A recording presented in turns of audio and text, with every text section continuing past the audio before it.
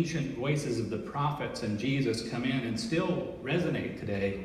Thus says the Holy One, said Micah, you've heard it earlier, concerning all who lead my people astray, who cry peace when they have something to eat, but declare war against those who put nothing into their mouths. And actually he starts that passage basically calling the leaders in Jerusalem, telling them they're cannibalizing their own people in fairly graphic language that I spared you from today.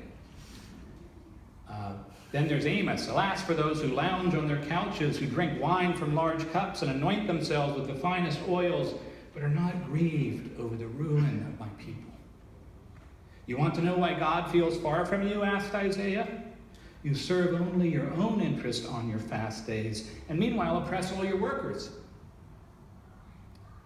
I'm not saying this stuff. This is Isaiah and Micah and Amos. I keep running across this stuff in the Bible. Try to avoid it as much as possible, I really do. Is not this the fast that I choose, he said, to loose the bonds of injustice. The truth is that money neither makes it moral or immoral, as I talked about with the kids. As the writer of 1 Timothy said, it's not simply money that is evil, but it is greed, the love of money over the love of God and neighbor. All of us have to use money, hopefully wisely. That's why we have some good advisors in our congregation that we visit with from time to time to help us use it wisely. You can love God and neighbor and use money all you like, and use it wisely too. But as Jesus said, you cannot serve both. You can't claim to love God and then spend the rest of your life bowing down to money, to profit, or to market forces that really have no concern, none whatsoever, for the well-being of your neighbors. They're not immoral, they're amoral. There's no concern built in.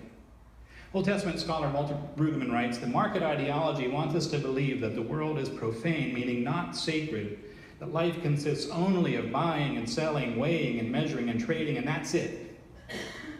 But Jesus presents us an entirely different kind of economy, one infused with the mystery of abundance and a kind of cruciform generosity. 5,000 are fed and 12 baskets of food are left. Jesus transforms the economy of the world by blessing it and breaking it beyond self-interest. And so when we come to the table today, that's part of the imagery we're coming to encounter, the breaking of bread for abundance to be shared. Somehow, Brueggemann writes, on this path, from broken Good Friday bread comes Easter Sunday abundance.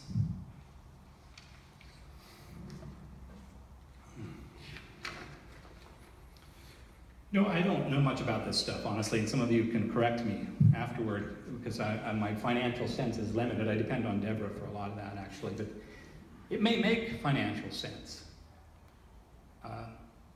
to just focus on the bottom line, at least on paper. It may make financial sense to the bottom line to outsource those campus jobs, to pay low wages, and to refuse to pay another penny a pound for tomatoes. But does it make moral sense? Community sense, love your neighbor sense? Even in the end, does it make common sense for our society? According to any spiritual measure, I think, at least any Christian spiritual measure, the well-being of one of us, especially any one of the least of these among us, is tied to the well-being of all of us. The task of the prophetic church, writes Brueggemann, is to bear witness to the ultimate importance of God and the ultimate importance of the neighbor as the reference points for a viable life in the world. But the only way that alternative sense of value, that cruciform generosity, can play a role in our society and economy is if we name it, call for it, and work to make it a reality. The only way to make our economy more humane and fair is for human beings, that is us, people of faith, to actively inject a sense of fairness and humanity into it.